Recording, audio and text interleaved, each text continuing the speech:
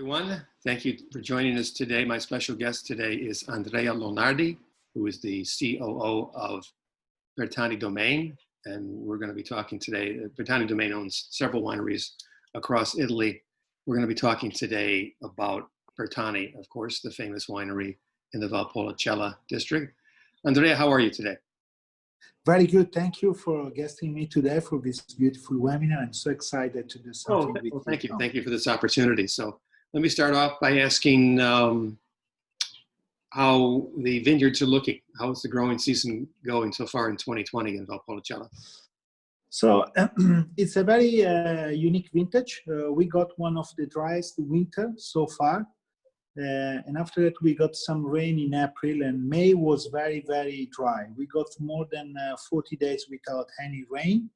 That was very good because we did all the leafing and all the operations about trimming and all these type of things that we do in order to choose the best shoots in the beginning of the season. And after that, June was completely different. June was very rainy and cold. And so the season was a little bit in advance, but the situation was too dry in order to have a very great season. So we are very happy that we got more than 100 millimeters of rain during June. And now we are just getting inside of July in a great condition in the vineyards. There is not a big pressure in terms of disease. There is a little bit of oidium around, but not so strong as in some other regions as Bordeaux, that is a very difficult season for that. Valpolicella still being quite safe. The amount of grapes is not so high. Let's say that is a regular vintage, and also I can say right now that is also a regular vintage in terms of timing, because we got an advance in terms of bud break that was 1 week, and the May was very dry and warm, and so for that reason, let's say that we were in 15 days in advance. Right now, probably we are very regular compared to the average of between the season. Okay. So, well, let's talk about Bertani. So first I'm going to put up a map of the Valpolicella area. And if you could tell me that you have two wineries, and if you can tell me, what we're looking at here. We have two big quarters, one in Valpolicella Classica in Tenuta Novare. Let's say one of the most beautiful estates, not only Valpolicella, but not just because I'm working there, but I consider it with Castello della Sala and Tasca del Merita, Contea Sclafani, for sure, the three most beautiful, gorgeous tenute that you can have in Italy. It's a piece of land of 200 hectares in the Negrar Valley, one of the 5 historical valleys of Valpolicella. Okay. But and that was purchased by the family on 1957. But Bertani was born in 1857, just 100 years before, and Bertani was born in Valpantena. Let's say the first East Valley from the city. So if you are talking about the extended Valpolicella part that was extended in the middle of the 70s, Valpantena represents the first valley in the direction from the city to Soave region, to Soave area. Today, most of the production in terms of viticulture is located in Valpolicella Classica, but we still have contracts around 50 hectares also in the Valpantena Valley. Bertani crush around 1,000 tons of grapes every year. 60% come from our estates, and 40% come from local producers where we have a permanent contract with them. Let's say that also 50% of the grapes that we purchase come from one of the, let's say, the old owner of the property, that is the Arvedi family, where we still be involved with them to have some partnership and collaboration in terms of viticulture. Okay, and the original winery is located in Grezzana, see? The original one is located in Grezzana, is where we are right now. It's a beautiful villa in the middle of the town. It's a winery, incredible winery. It's more a living room than a winery. Okay. It's the place where we still have more than 200,000 bottles of old vintages of Bertani. And that is the place where every vintage we crush. And it is the place where we try to maintain unique this incredible style of Bertani.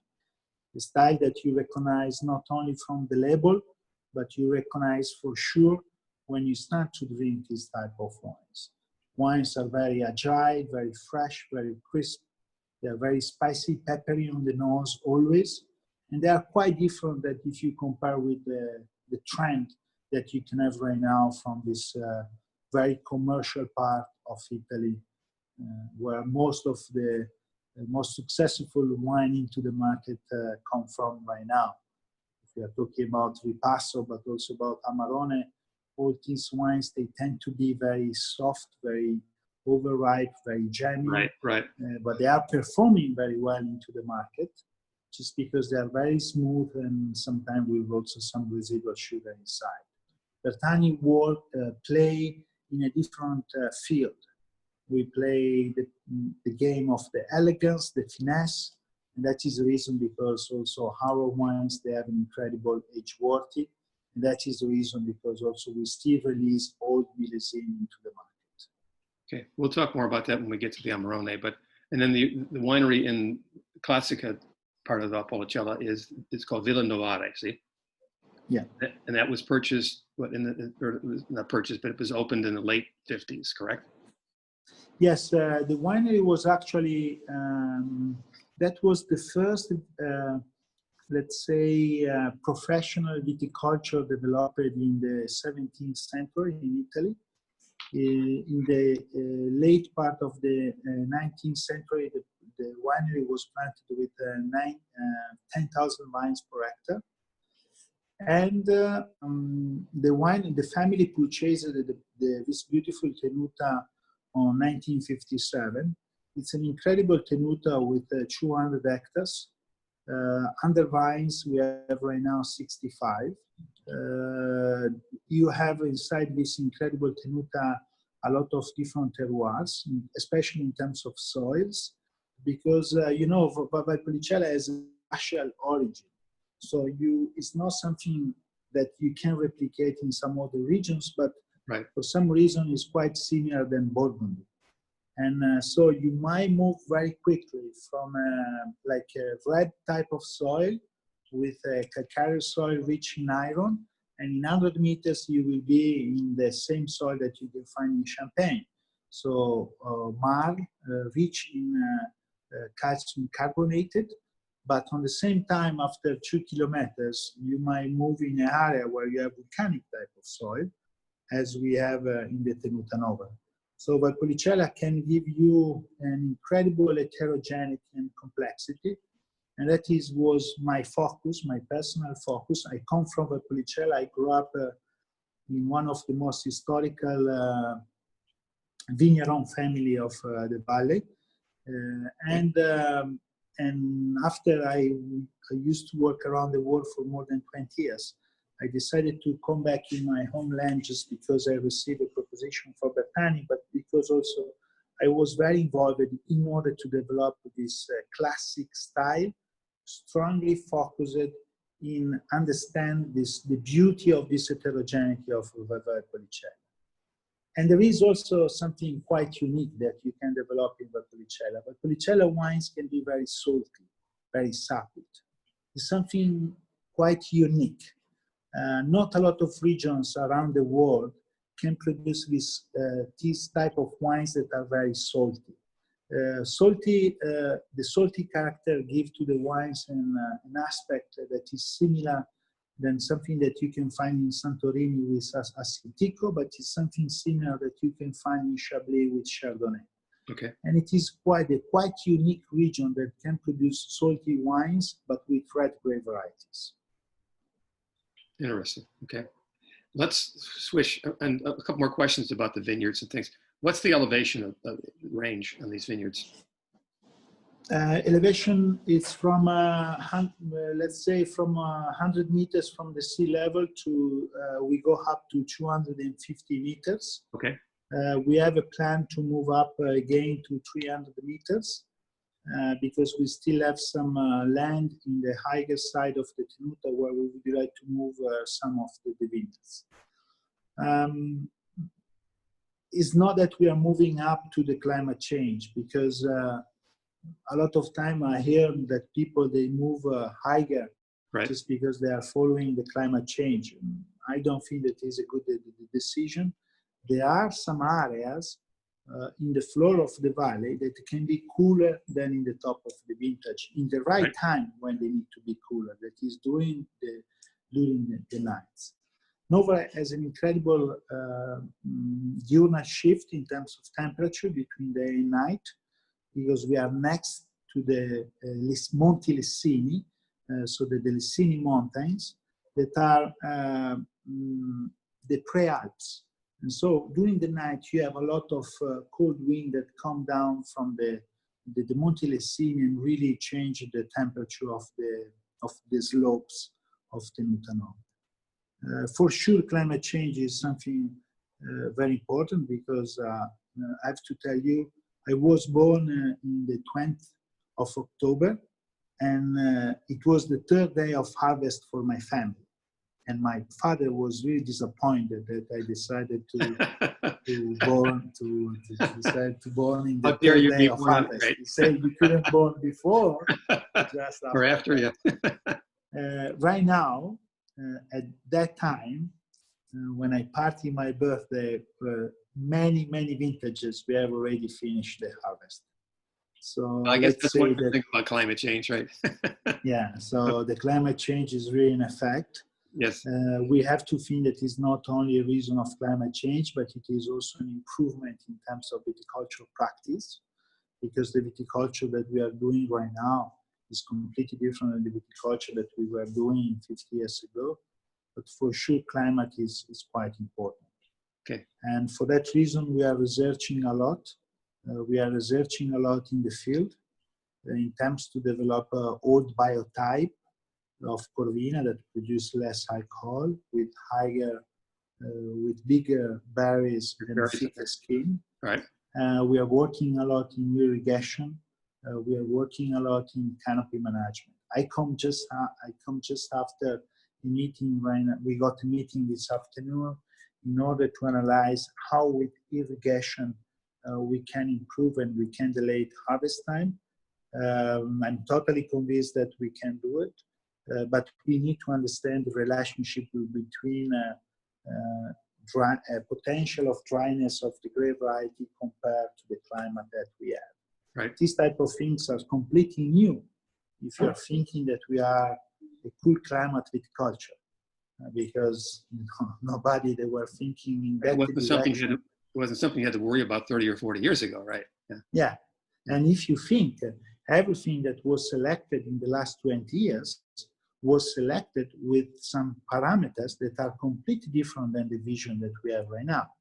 So we are using clones, rootstocks, density, canopy management that was developed after 20 years, where we were researching for anticipated the harvest, increase the amount of sugar, decrease the acidity, try to develop wines with less canopy, less surface. Right now, we need to move in the completely opposite side. So it's not something that we can compete. I think that in the long term, we can do something, but it will take time in order to set up and to start to have some good results from this research. Okay. Well, on that question, I have a note from one of the listeners here, one of the attendees, excuse me. He wants to know about, with the climate change and with canopy management and vine training, pergola versus Guyot. And first, tell me what the breakdown is for your vineyards, and is any of that changing? I know that this is a lot of, there is a lot of blah, blah, blah around pergola, Guyot, which one is the best. For sure, the local trailing system was pergola. But I would like to remember why it was developed, this trailing system. It it was developed because we were looking to produce high yield corrector. Right now, in the last, Bertani was always VSP, so vertical shoot position. So since the beginning, since 200 years ago in Bertani, you couldn't see only VSP. Okay. But today, it seems that pergola looks a little bit better just because there is a little bit of more protection in terms of sun, in terms of sun exposure. And Corvina is quite sensitive in order of sunburn. But on the same time, we learned that and we changed a little bit our structure of our canopy management. So if you come to see our guyot, our canopy is a kind of cone. And for that reason, the shade that we have in our cluster zone is absolutely the same type of shade that you can have inside the pergola. It's a technique of adapting what you are doing. It is not just a copy-paste from other areas. But guyot tend to have a better homogeneity in terms of maturation, and that for that reason, with the adaptation, with the adjustment that we did in our canopy management, I still prefer VSP rather than pergola. Okay. And a follow-up question from the same panelist, Lars Light. Hello, Lars. He mentions the stone walls in the vineyard. They're called Amarone. And he wants to know if you have any of those in your vineyards and if that's part of the new way of working with the microclimates. We have more than 7 kilometers of walls in our properties. They are all restored. What is beautiful is also to see the different technique of how these walls they were developed in the past. You might have walls that are only with white stone. I like to say that in function of the color and the type of material that I can see in the Amarone, I can tell you the type of wine that you develop. Really? Because actually the stone come from the vineyards, and so you can really exactly know the pedology and the geology of the place where you are. So I'm a runner in Valpolicella. I live in the middle of Valpolicella, and I always like to go around and to see and to have a look in the Amarone, and I always have a think behind that of my eyes and see, okay, here they can produce this type of wines, right there they can produce this type of wine, because it's very, the three classic indigenous grape variety from Valpolicella, they really reflect the place where they grow, and they can really change from the type of soil that you have. Okay.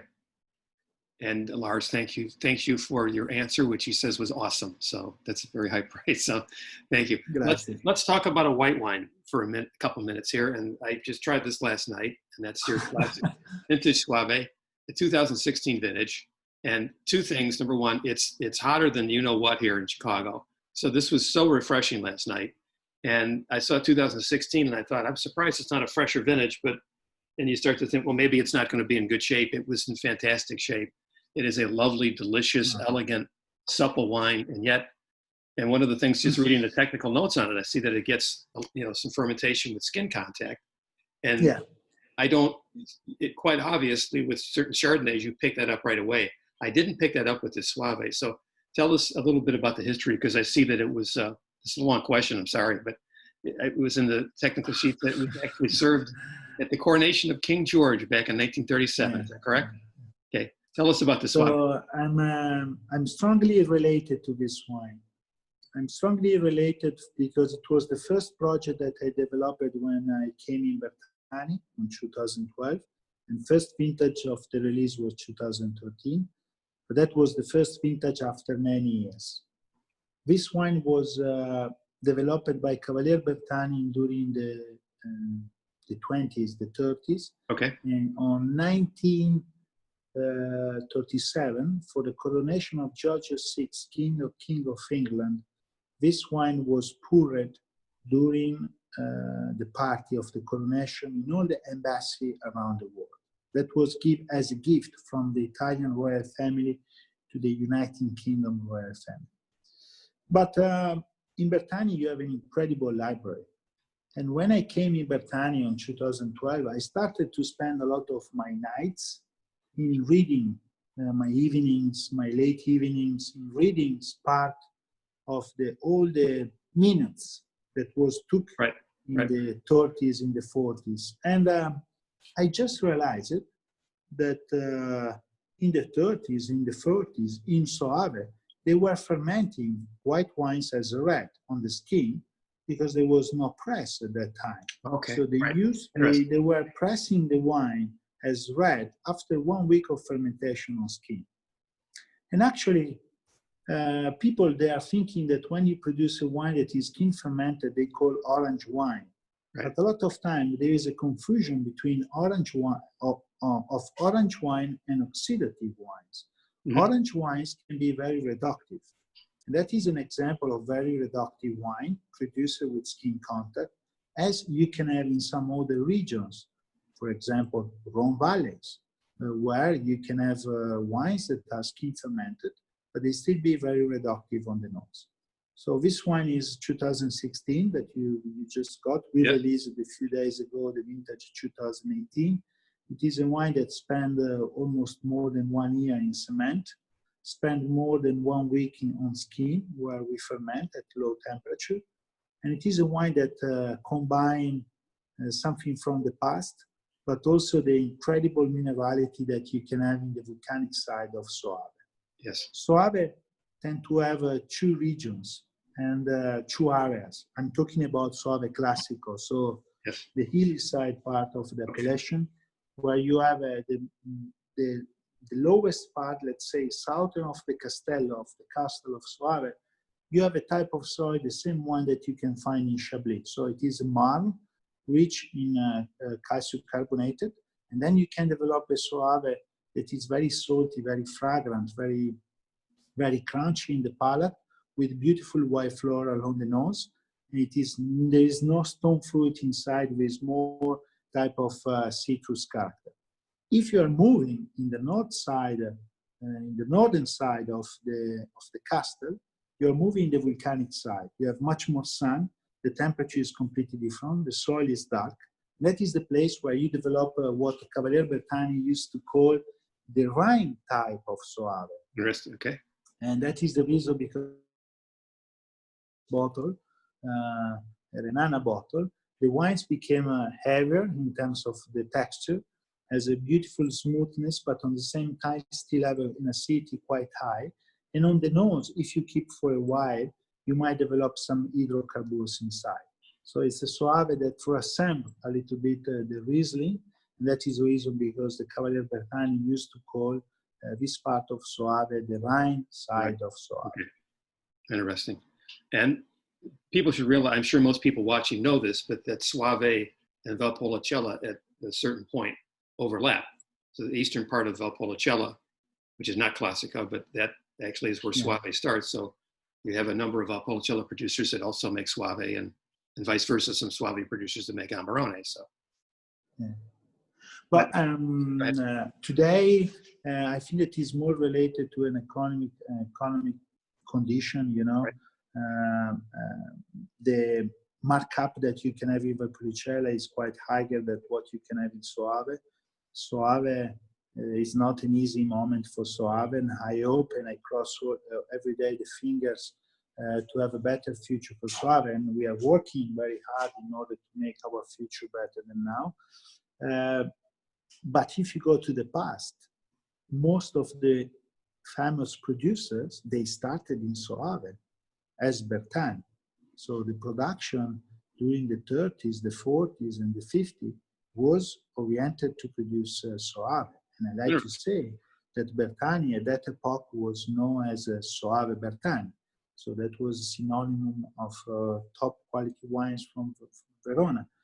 And the real success of Valpolicella wines is something quite recent, and it is related to Amarone and Ripasso. But when we talk about Amarone and Ripasso, it's something that we can relate to the last 40 years, 30, 40 years, because the real success of Amarone started in the middle of the 80s, And the real success of Ripasso started in the beginning of the 90s, nothing before. And before this, let's say before the 80s, everything was related to Soave. Okay.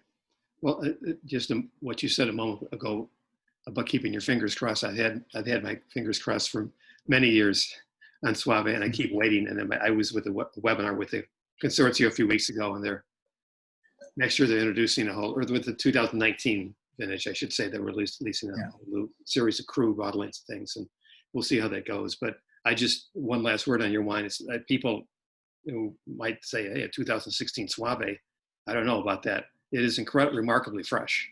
I thought it was a 2018 or 19. It was that fresh. So, complimente, lovely wine. Grazie. So let's talk about the reds now. Let's start with the Ripasso. I know you make two different ones. This is the Bertani Ripasso. This is 2017, which I tried last night, and I'm sure people know about the Ripasso method. But just mention that, how you make that wine, and talk about 2017 vintage for a little bit. But the Ripasso is made in a very traditional way. So it's made by a second fermentation on the pomace of Amarone. Normally, in September, you select 20-30% of your best cluster. You put inside the store that we call fruttaio, and you dry for 3 months. In the after of the dry, let's say when you are in the middle of December, beginning of January, you start to crush in order to make Amarone. Amarone fermentation takes place in most, let's say, 2 months. Okay. And in the end of the fermentation, we prefer to rack the Amarone with some residual sugar inside. So in the pomace of Amarone that you leave on the tank, you still have some residual sugar. You jump into the pomace, the Valpolicella, the fresh Valpolicella that you produced on September, and you do a second fermentation. Thanks to this technique, you can develop wines that combine 2 aspects. It has a little bit of more drier character on the nose of the sur-maturation of the dried fruit that you can have on the Amarone on the nose, but on the palate the wine remain quite light, quite drinkable, and with a soft tannins in hands, thanks to this second fermentation. So it seems quite stupid to say that Ripasso, it's quite interesting wine, especially in the commercial side. So for a good customer that want to drink a wine that is a wine that gives you happiness, it's a wine that it is quite easy to understand because it has this. I like to say that for me, Ripasso is a kind of South Rhone wine because it's combining on the nose the red cherry profile with a little bit of peppery character. On the palate is warm, but on the same time it's quite fresh and quite easy to drink. So this combination of aspects make a wine that is it's a fruity wine, but on the same time it has a complexity of a good wine, of a top wine. So this combination make a very smart type of wine that is quite successful today into the market. What I really like, I'm sorry, do you want to continue? The problem is not a problem because I don't see it as a problem. I see it as an opportunity. A lot of the Ripasso that you can find into the market right now, they are quite sweety and warm and jammy because that was the trend of the market in the last 20 years. Bertani do not produce this type of wines. We decide to produce wine that they maintain a kind of verticality. They have a natural sense of nerve inside. They are very vibrant and they are quite agile also into the palate. So they are very distinctive also for this aspect. There is not a lot of occult on the nose. The oak is always very integrated because most of the time we work in cement and there is only a small part of oak aging and it is only big oak cask. Most of the time it's Livonian oak. Okay. So we tend to prefer to enhance the red cherry profile, the freshness of the red cherry profile, and also the peppery character come from the Rotondone that is typically of the coolest part of the Valpolicella valleys. Okay. What I enjoyed about the wine was how, number one, how clean the wine is. And I say that because I've had too many other examples of Ripasso that are so herbaceous. And also, as you were talking before, I mean, they're just so, over the top, so to speak, with the fruit and everything, that they're not real pleasant to drink. This was very elegant, very, pleasant, very enjoyable, very delicious. And it had a lot of charm to it. And as you said, it was a lot of oak to it. And it almost, I've had so many Ripasso that it seemed like a totally different style of wine. I mean, it was Ripasso, but it's just, I admire this style. This is an important compliment from you, Tom. Thank you. That you say that this wine is quite clean. Because the second fermentation is not something easy that you can produce. Sometimes Ripasso, they tend to be a little bit of funky because the second fermentation, right. It's a mix of bacterial, so yeast fermentation. So it's something quite difficult to control. But Bertani wants to produce wine with a very clean and precise profile, not only on the nose, but also on the palate. And we totally believe, and that is the reason because I enjoy myself to work inside this company, a company that has this type of vision, is that in the future, people, they want to come back to drink wines that are cleaner, fresher, lighter, and more elegant. It's not because sometimes they say, okay, you are always referring to French. But I always say that for me, the trend in the future, it will be much more related to Pinot Noir than from Shiraz from Australia.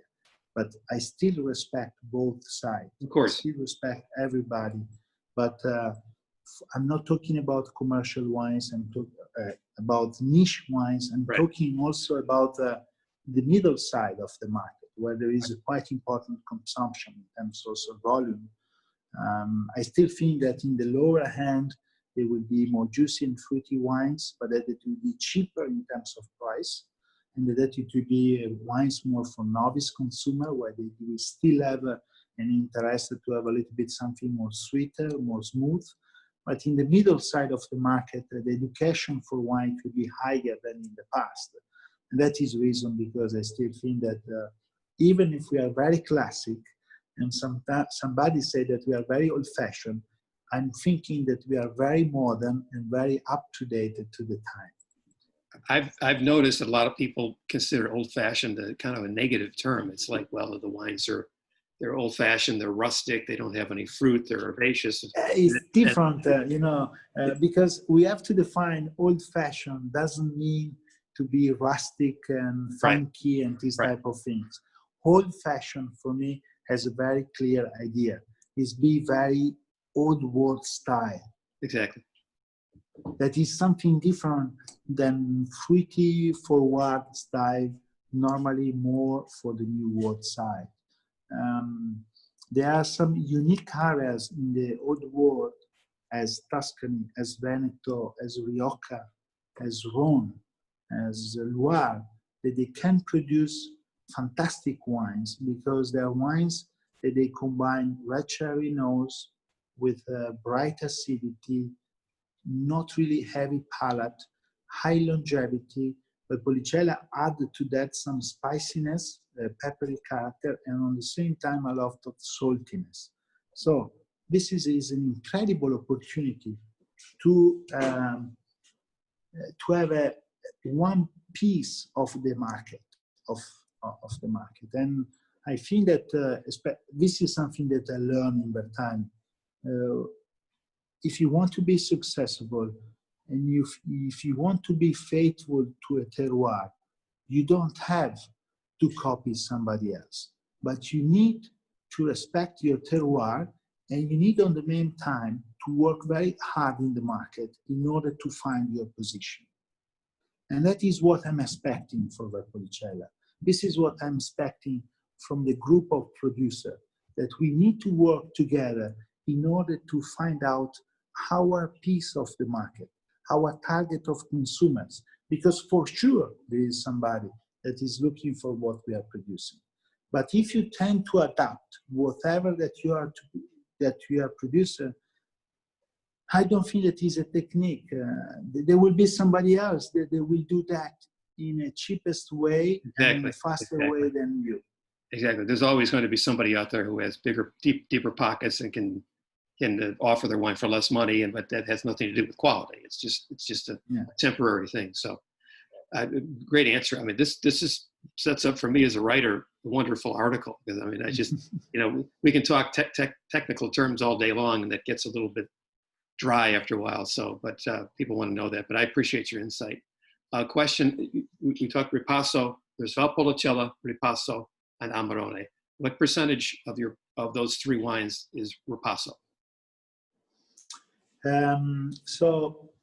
Since last vintage, but it is not yet into the market because it will be from 2019. It is mandatory that you need to leave inside of the pomace of Amarone at least 5% of Amarone juice into the pomace. Before, there was no Amarone. For sure, the pomace were quite humid with some juice inside, but there was not a connection. And you are allowed to produce the double amount of Ripasso than the Amarone that you can produce. It means, just easily, if you have 100 kilos of grapes, fresh grapes, you can produce, after 2 months of dryness, 40 liters of Amarone, and you can produce 80 liters of Ripasso. That was the old technique, the old disciplinare, the old rules of the appellation. Right now, at least 5% of the Amarone has to be inside the Ripasso. Okay. So, and that is, I think that is a positive rules that we introduced, because most of the time, a lot of the wines that was produced also in the region, it was produced with much more intention to produce Ripasso, that is more commercially than Amarone. But this is a commercial vision. If you come to Bertani, you see things sometimes going completely opposite direction, because they are not the commercial numbers that drive the company, but it is the profile of the wine that drive the numbers of bottles that we can produce. Because our best Ripasso, Catullo, that is a Ripasso of Valpolicella Classico Superiore, that we produce only from the pomace of Amarone Classico, the top wine that we produce. It is a wine that we produce with the old rapport. 1 bottle of Amarone, 1 bottle of Ripasso. Interesting. Okay. So no 1 to 2. Interesting. Okay. Well, let's move on to your Amarone, and you make 2. So we'll save the more famous bottling for last. But let's talk about your Amarone della Valpolicella. I bring the bottle, so you can have a look at the bottle. Thank you. This is one. Okay.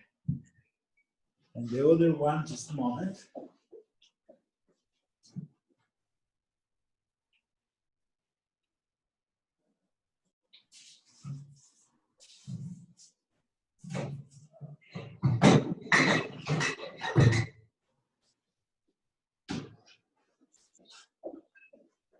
Okay, that is the second one. Yes, let's start with the Valpantena, the 2017. Yeah. So these are the two Amarones that we produce. Okay. One is produced only in the Valpantena Valley, and that is the wine that you can on the right side. Is produced. People's a lot of time opinion leaders say that he's produced more in the modern style. There's amazing. We say that he's producing in the modern style. The journalists say that it still be a very classic style of Amarone, that is okay. for sure. Right. But it is a younger release. Right now we are already out with 2017 vintage. Normally, we release the vintage in the middle of the year when you can release the latest vintage. But in the other side, you have an Amarone that is produced in a quite unique way. This wine will represent probably the second wine with the longest aging in the world, because this wine spent almost 10 years in oak, in Slavonian cask. And for sure, probably after Vecchio Samperi di Marco De Bartoli, represented the wine with the longest aging process in the wine world. I'm talking about regular wines, and yes, so I'm yes. not considering the fortified wines. Right. So the Valpantena stay in oak in Slavonian cask for 2 years, 18 months, 2 years, depending of the vintage, but still spend quite a good amount of time in vats. In the other side, it is a unique wine. It is produced in a limited amount. It is a wine that, but not so limited, because the numbers of bottles that we release, it is an average of 60,000 bottles every year, so around 6,000 cases. That is a very important amount. But the number of bottles can change through the vintages. Every year, we declare the amount of bottles that we are producing. It is a wine that is fantastic. It's a wine that if you drink, doesn't look as today we know the Amarone.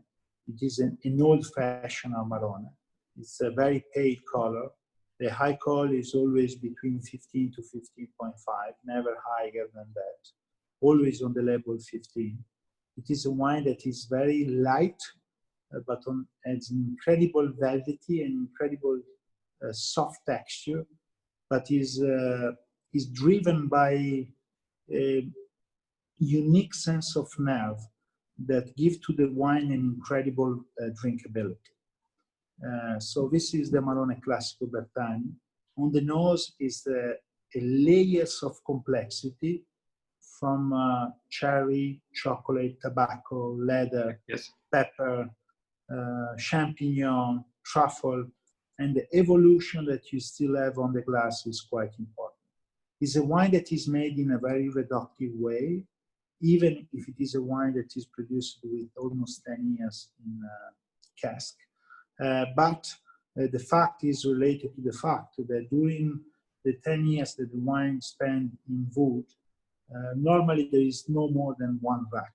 So the wine still have a lot of aging in lees as a white wine.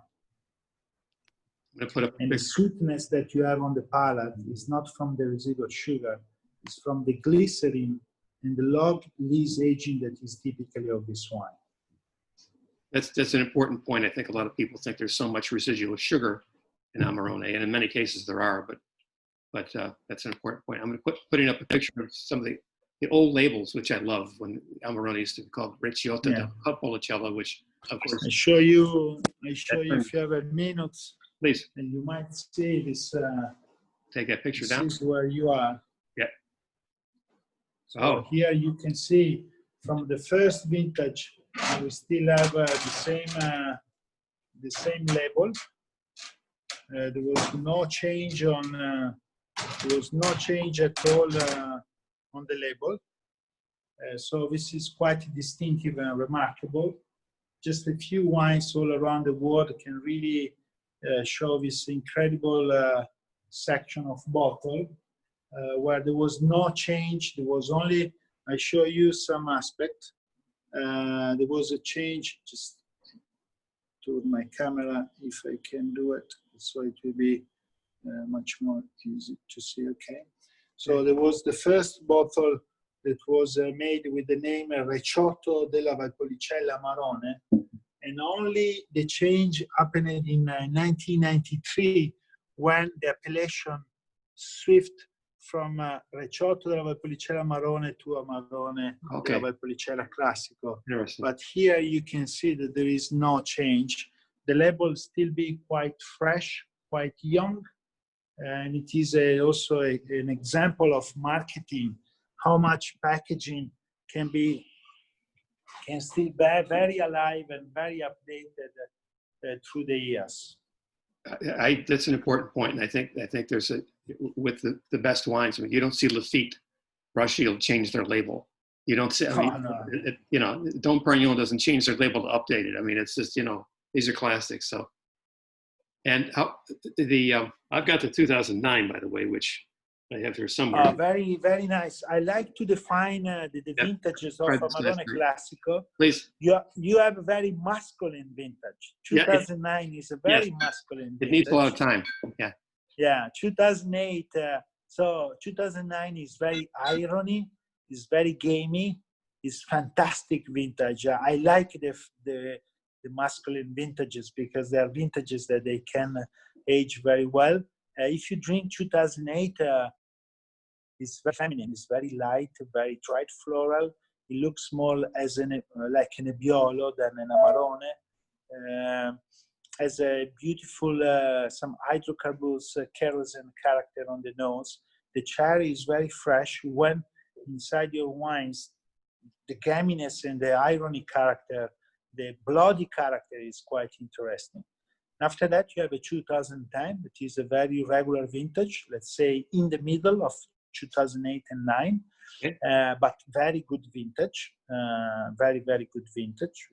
11 is another gamey masculine vintage, and 2012 is not yet released, and it will be released in the beginning of the next year. Okay. I had a question here from one of the participants about, I know primarily your classic Amarone is basically Corvina Rondinella. And I know those are the two grapes that are required in Amarone. Molinara used to be required, but it isn't anymore. And the gentleman here, his name is Marco Raimondi, he says there's been a move away from including Molinara. Well, he's talking about Valpolicella, but not necessarily Amarone. And he said Molinara, he thought, provided freshness and sapidity, but not so much color. And he wanted to know what your thoughts are on Molinara and not using. It's a long question, sorry. No. Thank you for the question. I like the question. Molinara, it's a nice grape variety. I don't think that is a grape variety that can compete with Corvina and Corvinone. It's a grape variety with some reductive problems. It's quite interesting to produce rosé wines. It's quite aromatic into the nose.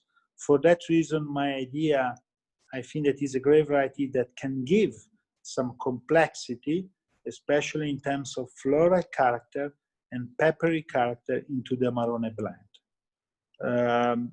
We still have 4 hectares of Molinara. Normally, Molinara, it is just planted around the vineyards, in the last row that go around the field. Bertani still have some full vineyards planted with Molinara.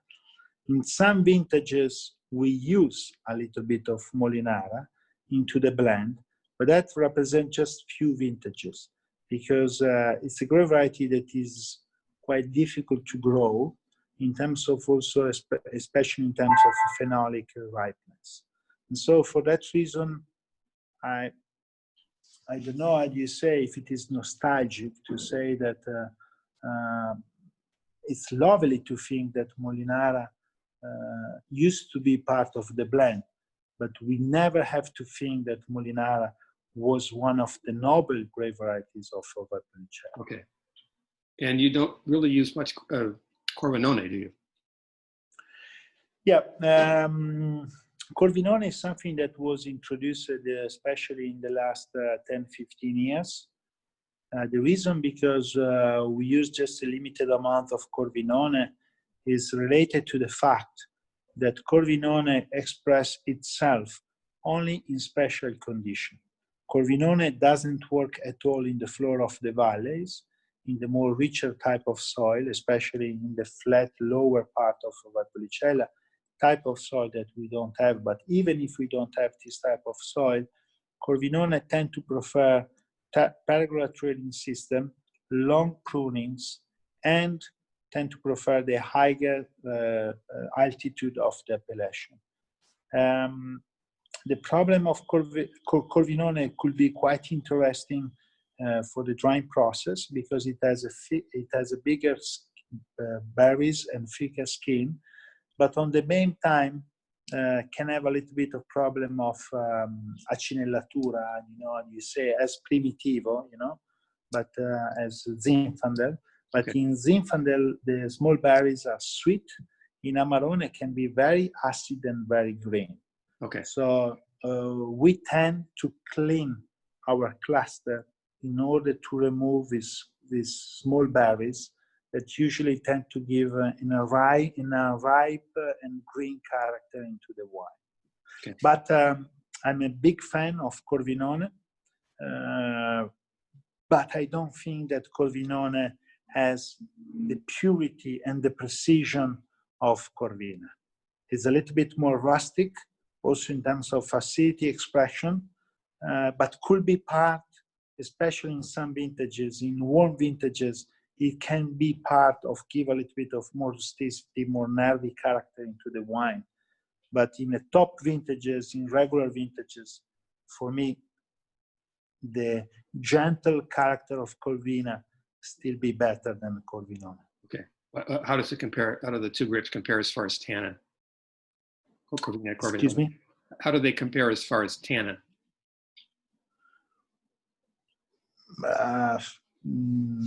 I do not have experience on this grape variety.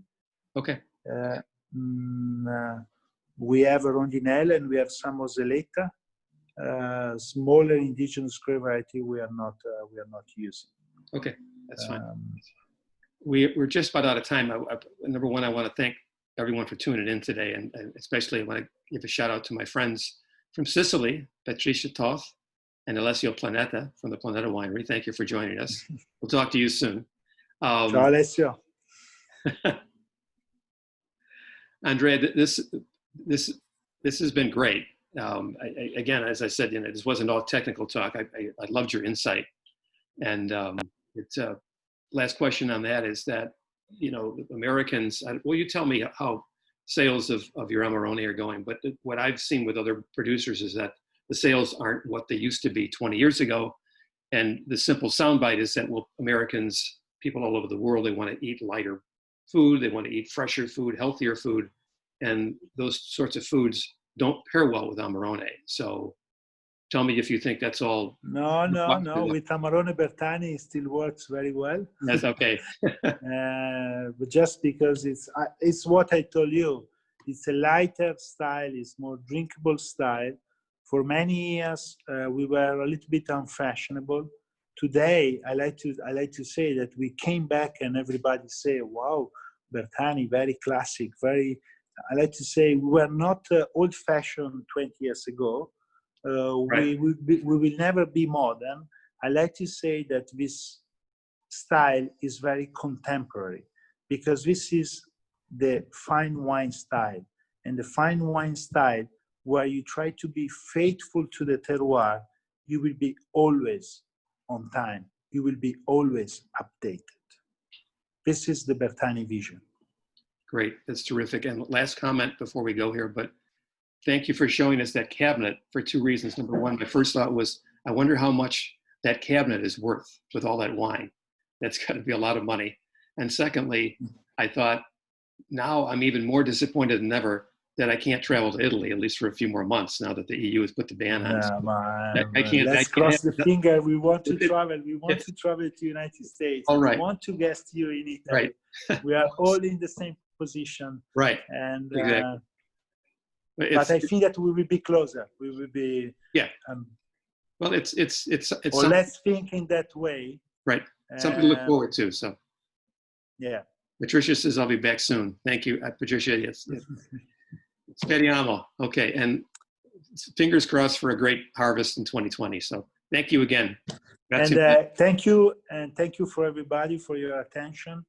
Thank you to spend time to understand the beauty of this Bertani style. I always like to say something.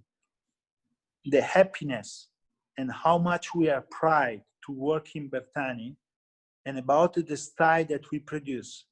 It is also something that you can feel when you drink a bottle of our wine, because we try to transfer this emotion inside the bottle. And that is the real aim of our job, because we are just people that we pass through a winery that is much older than us. And that is what really I like to do, and I like to try to do every day. Thank you to everybody. Thank you. Thank you, Tom. You are fantastic. Terrific. That's always nice to hear. So I'm not sure about that, but thank you. That's very nice of you to say.